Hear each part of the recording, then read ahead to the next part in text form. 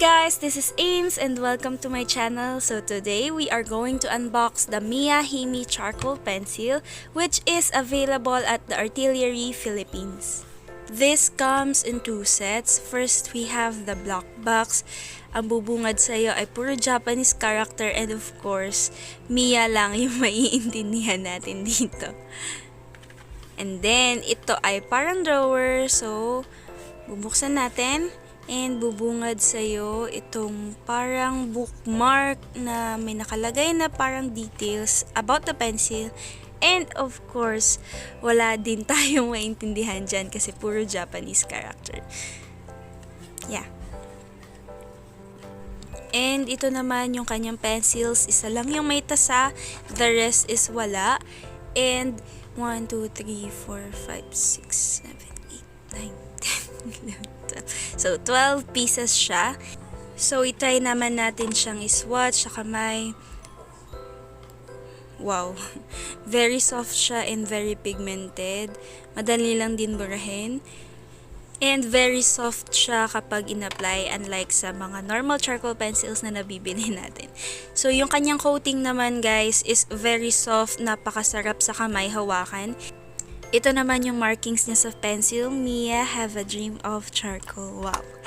So, I guess guys, this is only one shade kasi pare-parehas lang siya ng logo. And malalaman natin yan mamaya. Ito yung kanyang description sa box pero hindi din natin maintindihan because it's Japanese. So, next box, we have the pink one. Very cute.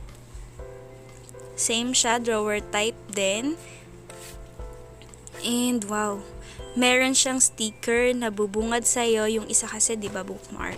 Yung sticker niya is yung logos na nakikita natin kanina or yung drawing kanina. And of course, the Miya logo. Yan. The charcoal pencils is color pink or baby pink. Ang cute lang niya. And same markings dun sa ating black charcoal pencil. Medyo malabo lang. Ayan. So, we have the Miya logo. Hindi lang masyadong kita kasi sobrang light ng pencil and gold marking. Unlike dun sa isa, meron siyang tasa, ito wala. So, same soft and dark. Malalaman natin mamaya sa drawing kung goods pa siya. Meron din siyang marking sa box, mga logo ata. Yan. And 1, 2, 3, 4, 5, 6, 7, 8, 9, 10, 11, 12 pieces din po siya. And mamaya naman aalamin natin kung ano yung pinagkaiba ng dalawang boxes na to. Which is lighter, which is darker, which is softer, which is harder. So, we have this sketchbook. It's the Maruman Sketchbook. Available din siya sa Artillery Philippines. I will put all the details on the description box. So, bisitahin nyo na lang yung baba. And guys, don't forget to like, comment, share, subscribe, hit the notification bell so you will be updated whenever I post videos like this.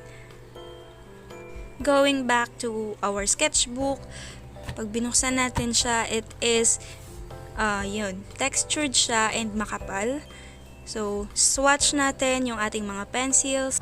Soft naman siya kapag ginamit natin sa papel and wala yung parang hard. Yung may parang buo-buo kapag kinukuskus or ganun. And this is yung pinakamadiin. So, makikita nyo naman sobrang dark nung kanyang swatch. And then, lighter to lighter. To lighter. Next, ito naman, gagawa naman tayo ng isa-smudge natin. So, this is yung sobrang diin para malabas yung kanyang, or mag-powder siya. So, hindi naman siya ganun ka-powder. And kapag ginamitan natin siya ng kamay or smudge, charot. Ayan. So, hindi siya masyadong kumakalat. So, makapit po siya sa papel. And, makapit din siya sa kamay. Ayan. Next. Try naman natin gamitan ng brush kung mas okay ba siya gamitan ng dry brush or gamitan ng dry brush technique. Ayan. So, sumasama yung kanyang powder and nagpo-produce naman siya ng smooth outcome.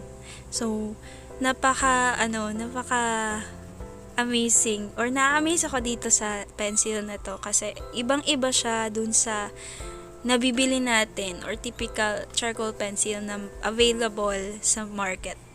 And next, yung pink. So, comparing it to the black pencil, it is harder and same lang naman yung kanyang pigment doon sa black. Basta yun. Siguro yung variation lang nung dalawa is hard yung pink, softer yung black. But don't get me wrong guys, parehas silang soft i-apply sa papel. Wala siya yung parang, yun, yung sinabi ko nga kanina, yung parang matigas na feeling kapag tayo ay sa smudge. Pag tayo ay nagsaswatch or nagkukuskus or ano man tawag, hatching. Yan. So, this is yung pagkalat sa papel. So, tingnan nyo, hindi ganun kasama siya. Hindi siya ganun sumasama sa kamay kapag smudge. And then, next, gamitan naman natin siya ng brush kung okay din siya sa brush technique. So, okay itong hard pencil sa mga details kasi pwede mo siyang tasahan na sobrang talas and hindi siya ganun kabilis mabali. Yun yung advantage nun. So, unlike nung black, hindi siya ganun kasama pero pwede naman kapag masyadong na-powderize mo na yung pencil. Yan. Another good thing about this guys is hindi siya ganun kabilis or kadaling mabali. So, habang ginagamit ko to, never naman ako nabalian ng tip. So, okay siya tasahan ng mahaba. So, this is our final swatch on the pencils. So, tingnan naman natin kung ano yung kanyang kalalabasan sa ating artwork. What I am doing now is light hatching. Nilalagyan natin yung mga parts na darker doon sa ating artwork, dito sa ating artwork. And then, gagamitan naman natin ng dry brush mamaya para smudge or smoothen yung ating texture ng drawing. So, paulit-ulit lang yung process na gagawin natin dito because yun yung suitable sa ating pencil.